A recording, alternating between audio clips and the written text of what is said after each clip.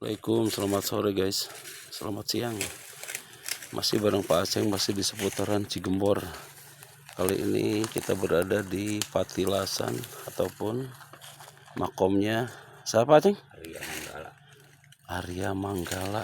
Ini sudah di kelilingi oleh pembuatan perum, tapi di pinggirnya ini masjid.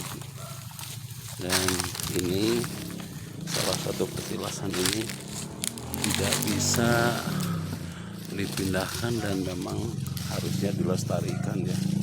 Dan kita lagi-lagi ikut bersih-bersih. Subhanallah. Bismillah.